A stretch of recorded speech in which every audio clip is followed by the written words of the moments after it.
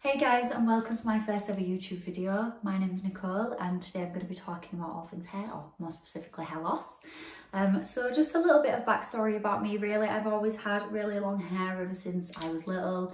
I maybe had one occasion where I did like a big chop, but just because I wanted to change really. Generally speaking, it's always been long. I will insert a picture here so you can see. And basically I'm just going to take you along on my journey, how it started falling out. So I accepted a job overseas. I moved over to Dubai to be cabin crew, and after a couple of months into the job I started noticing a lot of hair loss. So I'm not talking about, you know, when you brush through your hair and there'd be a few strands in there. Like obviously that's completely normal. It is normal to lose up to 100 strands a day, maybe even more depending on your hair type. But it was significant, and you know, I didn't really know what to do with it. It was very concerning. I'd be ringing my boyfriend like, you know, I'm going bald. And eventually I decided to reach out to a professional. I'm not even going to try and attempt to say the name, a hair doctor, let's say. And basically so I got referred to him by the clinic, and he had confirmed that I had shallow patches. So what shallow patches are is they're not bald patches, but there were patches on my head where I had significantly less hair, like you could sort of see my scalp. And so he had put me on some vitamins that were extremely expensive, and they didn't really help, didn't really see any improvement. So I went back and he did some tests. So he did a strand test, I believe, and he also did a blood test. So when the test results came back, he confirmed that I had a low white blood cell count, which he basically put down to my job. So with the lifestyle of being a flight attendant, obviously you are flying at all hours, very unsociable hours. A lot of the flights left in the early hours of the morning. So my sleep was completely interrupted.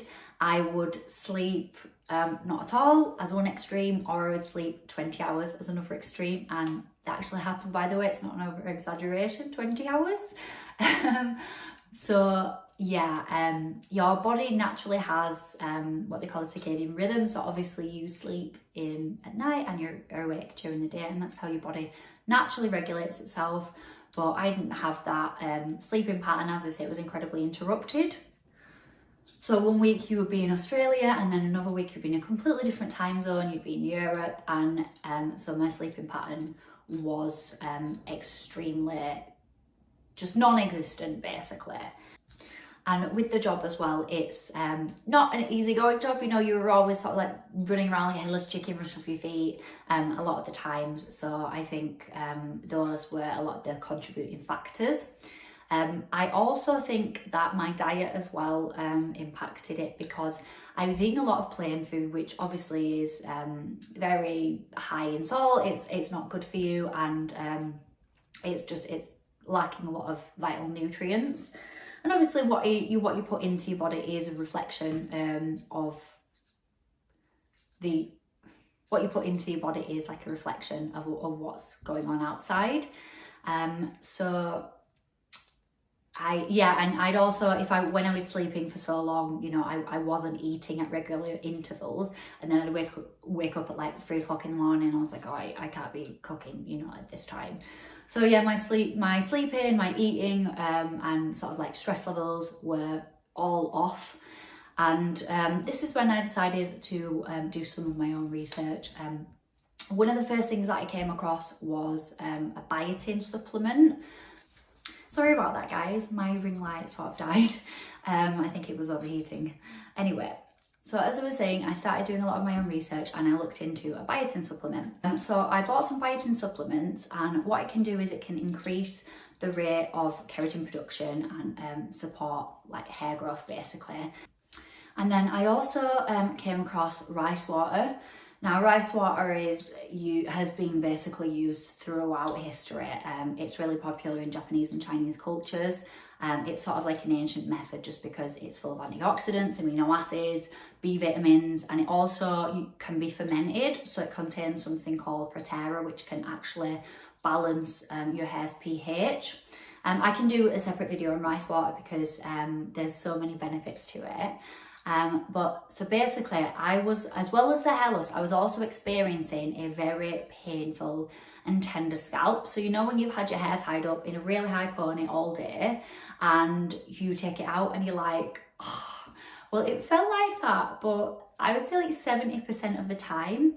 And when I started using rice water, it was really the only thing that soothed the painful and tender scalp.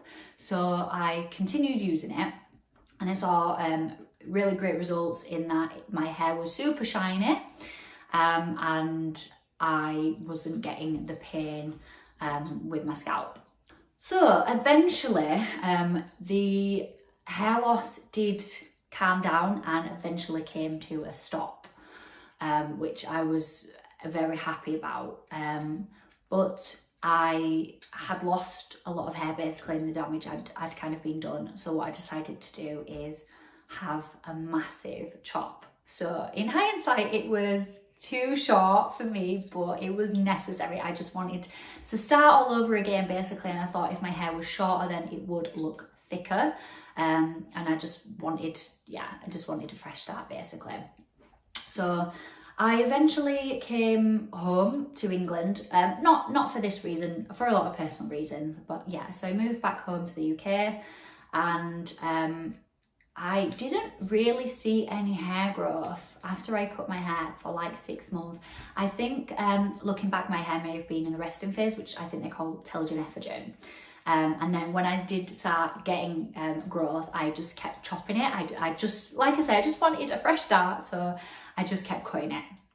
So we actually then had a lockdown in the UK, so I thought, okay, so this is a really good opportunity to give my hair a break.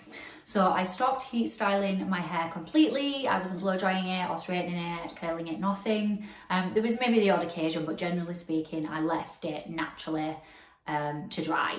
So I did that, I would say, for around 6 or 7 months. And this is when I started to actually see that my hair was noticeably growing. I started to see a lot of regrowth at the top. So I have a lot of baby hairs. I don't know if you can see it on camera, but I've also got hairs that are around about here as well. So obviously it is coming back. My hair is kind of in that annoying phase now where it's not long, but it's not short.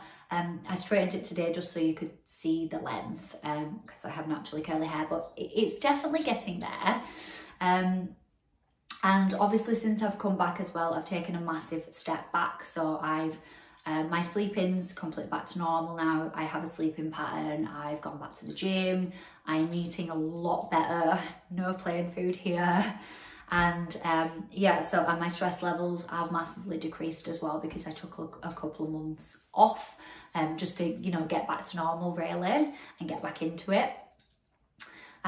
So there's a couple of other things I did as well, which hopefully helped. I stopped using silicone shampoos, so I got like a silicone free shampoo.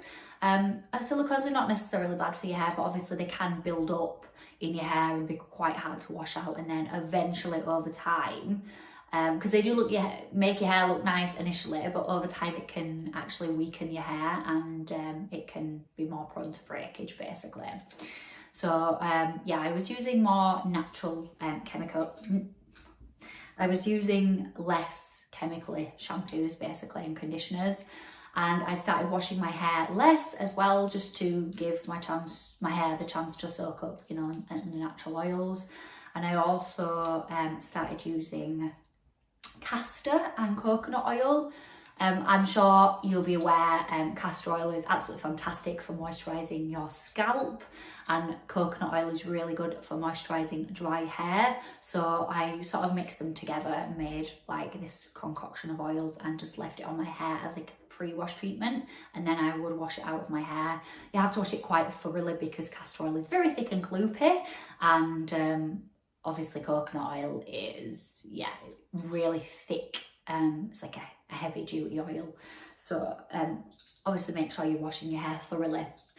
Yeah, so my hair at the moment has got to about 19 inches, which It has taken a long time to get here.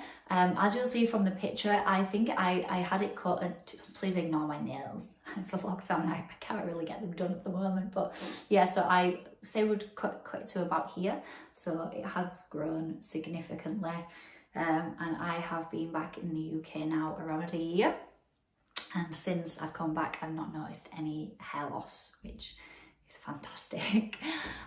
So yeah, that's it from me. I hope you found it helpful. Hope you got some tips. I know it's quite a unique situation, but yeah, hopefully you did take something away from it.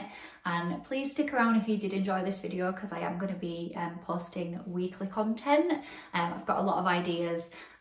So yeah, if you did like the video, please subscribe and stick around for more videos to come.